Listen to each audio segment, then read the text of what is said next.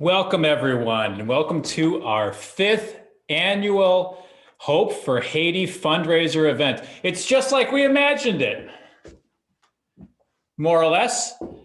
Good to see all of you there, all your smiling faces. I am just so happy that you've all gathered together for this. This is important to us. It's important that we see all of you and that we have this fundraiser every year. And thank you. Thank you for being here. Hey, thank you to Jeffrey Clayton, who's on the call, whose music inspired us over the last few minutes as we came in. Couldn't do without you. And as a thank you to all of you who are here right now, you have already been entered in, and anybody who still comes in the next 10 minutes will be entered into our golden raffle ticket drawing.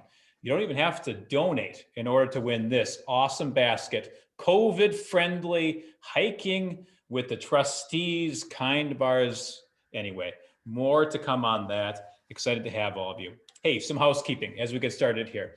I would love it if you went on mute if you're not already. So put yourself on mute. But if you've got a video, turn it on. We want to see your face. We want to see all of your smiles and excitement as we go through this event.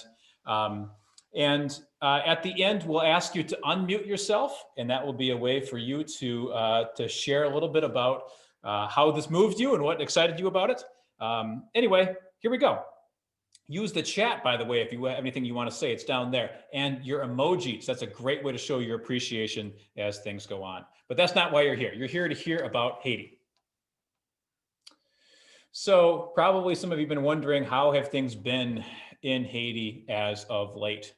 And I'm afraid to tell you that it's not been too good. Haiti's literacy rate continues to lag behind the rest of the Caribbean by almost 30%. And a lot of that's due to the fact that very, very few kids are making it to schools. And if they do, there's few teachers to teach them. Furthermore, the medical situation in Haiti continues to be dire. Very few doctors serving an increasingly small group of people, especially in the rural areas where healthcare is hard to come by. Medical care is an increasing concern in Haiti, which has already been hit hard with some disasters, including in this time of COVID. Lastly, in terms of housing and food insecurity, it doesn't look good either. Whereas here the number is something more like 1 in 12, which isn't great either in our own communities. 1 in 3 people are food insecure in Haiti at this very time. And a lot of it has to do with their purchasing power, which is extremely low. This is the poorest country in the Western Hemisphere. And as a result, people's access to food and the necessary nutrients for life don't look good. So how do we get here? You know, what are the conditions that brought us to this point? Well, so in the church, we have a way of praying, and we often do this. In fact, we do it almost every Sunday. Some of you remember how to pray this way, where we say, forgive us our debts as we forgive our debtors. And when we say that, we're saying that debt itself is owing something, that's wrong, and we want to be out from underneath that. Well, the people of Haiti have been saying that for a while. So imagine, if you will, say you're a little island nation, and you were settled by a group of people who were minding their own business and doing just fine. And then maybe you came there on a ship enslaved, and you were deposited there and made to work. Regardless of whether these were your circumstances, you were compelled into forced labor and had your nation's resources plundered for decades and decades. Then finally, you took the yoke of slavery off your back, you kicked off your oppressors. How would you imagine it if then you were given a bill, like a hotel bill, saying that you owed millions and millions of dollars later? And how would you feel if up to the 1970s, the nation of France insisted you pay that bill, pay that debt? Well, that is the position that the people of Haiti found themselves in. And when we typically look at debt and we think about debt as being something that has a moral obligation to it, It's right for you to pay your debts and it's wrong for you not to. It's given some justification for this tiny island nation to be perpetually in poverty. It's you into today is to consider that perhaps, as opposed to that narrative, we might see a totally different thing.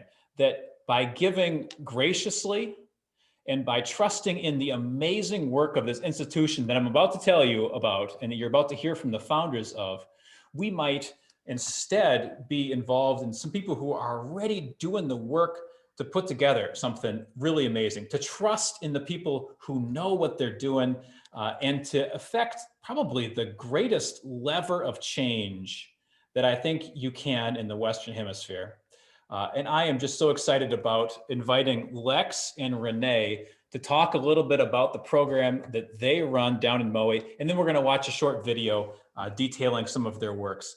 Lex, Renee, would you mind saying a word about what's going on at Mission to Hope Haiti? Hi, everybody. I'm Renee, and I'm here in Massachusetts right now. And I'm excited that my husband, Lex, is able to join us tonight. And he's down in Haiti with Jeff Day, who is running things at Mission of Hope when we're not there.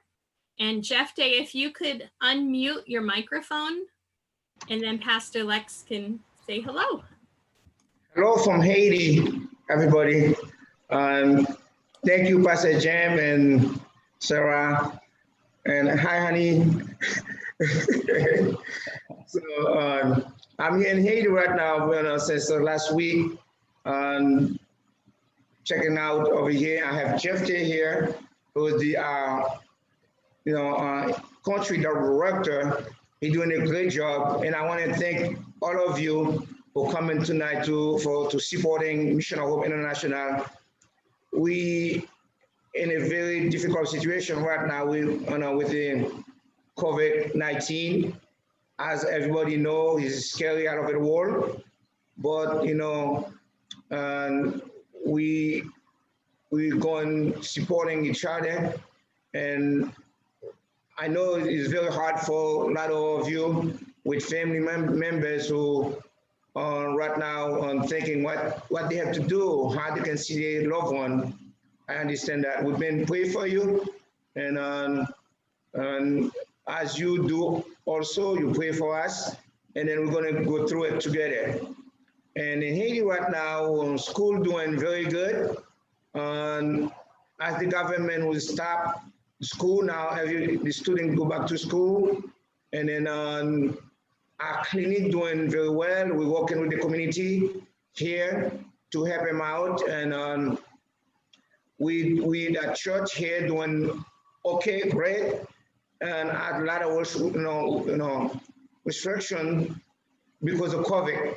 So us back home too, we know how we try to do our best to live with it until we find something, we all waiting for.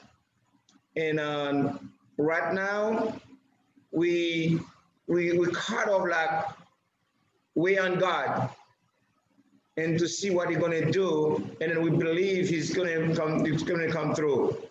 And we have over 800 children in the school here in Haiti, and we have we see over 1,000 people in our clinic every week. We fed over 1,000 people here in our Mission of Hope here in our community, and then we help build home, and then we visit them. We help with the agriculture. So we do so many different things for the people survive here, which is Mission of Hope International. With your support, with your help, we brought over 400-500 jobs here in Haiti right now, because you're faithful, help us going on. These people be able to get up every day to go to work and help with the family. And then the kids who you help put in the school or help with the education, just like somebody else did for me today. you are a witness to see how many children somebody be able to give what little she have, and then that go a long way right now. And I want to thank you, Pastor James, and for everything you have been done over the years. You guys be like a cornerstone for us, for you guys been very grateful to us. Sarah, thank you for always never stop. You and your family and your husband next to you. I know, and you guys been grateful to us, everybody. And I know, honey, you had some more you want to add to it. But I want to say thank you from Haiti. And I'm going to go back next week to enjoy my wife. So it's kind of like different for us. We'll do different country, you know? So it is what it is for now. Yanni, you want to add some more? Thank you, Pastor Lex. But don't just take his word for it. Here, see what it looks like on the ground.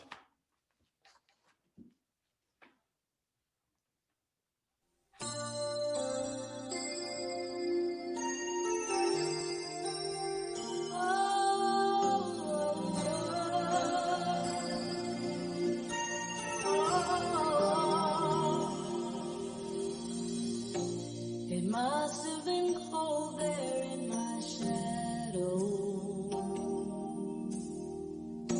to never have sunlight on your face. You were content to let me shine, that's your way. You always walked a step behind. So I was the one with all the glory, while you were the one with all the strength. A beautiful face without a name for so long. A beautiful smile to hide the pain. Did you ever know that you're my hero?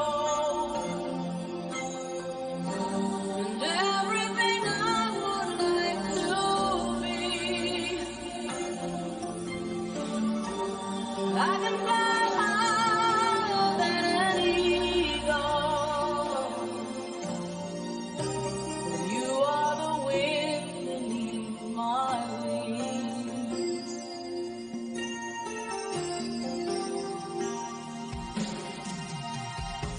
It might have appeared to go unnoticed. I hope seeing those numbers and seeing all that literally shocked you, because the position that I think we gave before about what the situation looks like was dire.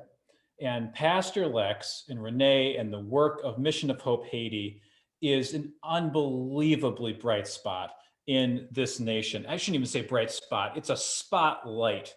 I am honored and I'm excited to invite you to help and to be part of something here. Now, you can't click this link as it looks like right there and now, but you got to go down into the chat. But if you are so moved in this moment, I would invite you to give. And in fact, actually, I'll be pushy about it, to be honest with you.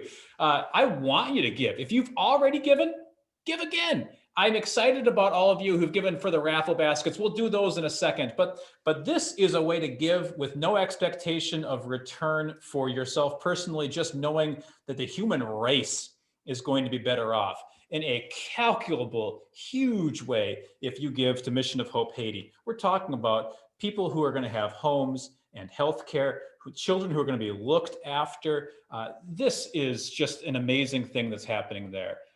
And here's how you can do it. So click on this link here at Thrivent. If you give through the link that you're seeing now in your chat, 100% of donations are going to go 100% to Haiti. If you choose to send a cash or check to Clifton Lutheran, 100% of donations are going 100% to Haiti. Haiti is a place that's known corruption.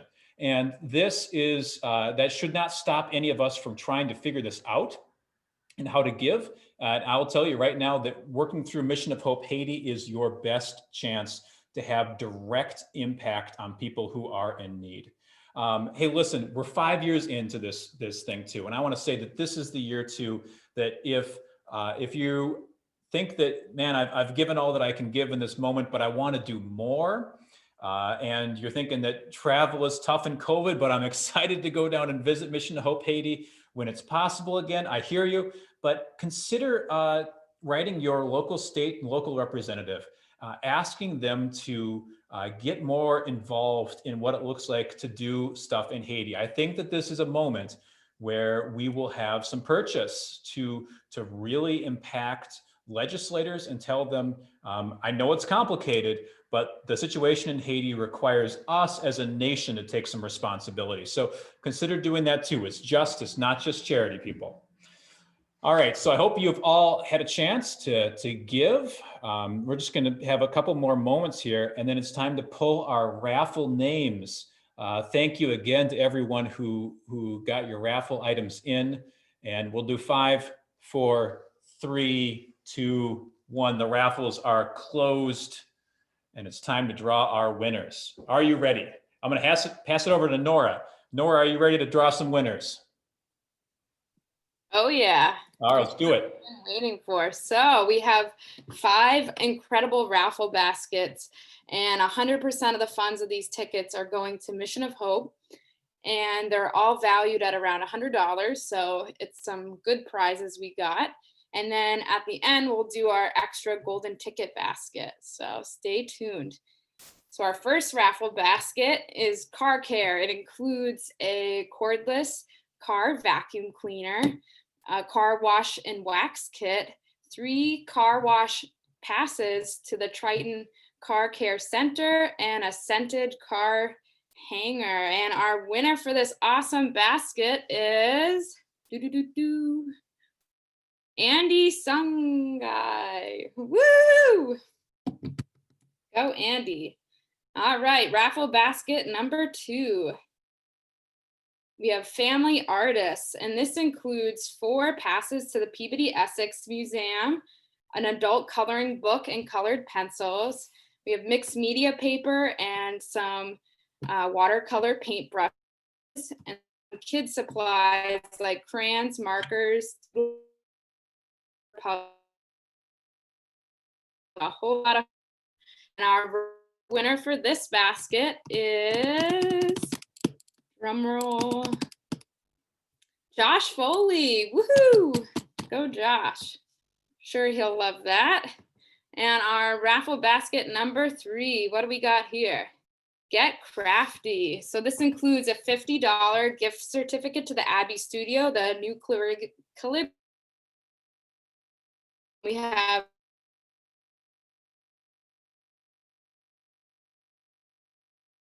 as you can see, some wool yarn and virtual knitting lessons from our own Linda Franks. Who's this lucky winner? And could it be Jacob Simon? Woohoo! Yay, Jacob. All right, raffle basket number 4. Quarantine game night. Ooh, sounds like some fun. We got a $45 gift certificate to Flying Saucer Pizza in Salem, $25 to Shoeby's Marketplace in Marblehead, and an assortment of games like Scattergories, Telestrations, Lion Guard Memory Match, Pop-Up, and playing cards. Who's gonna have a great family fun night?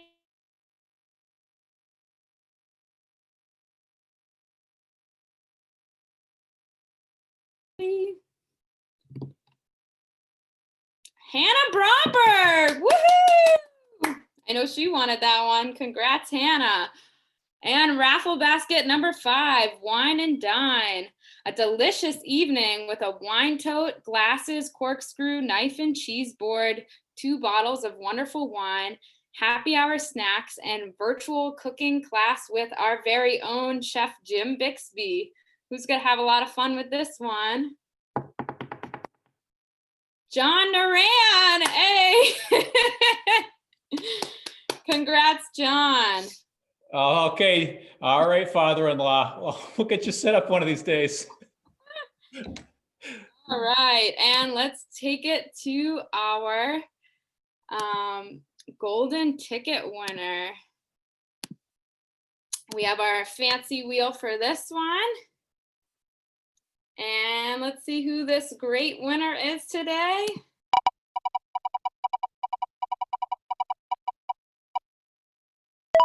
Karen Ernst, woohoo! Yay, Karen. So I hope she enjoys the outdoors with this basket. Congratulations to all of our winners. Thank you so much to everyone who gave.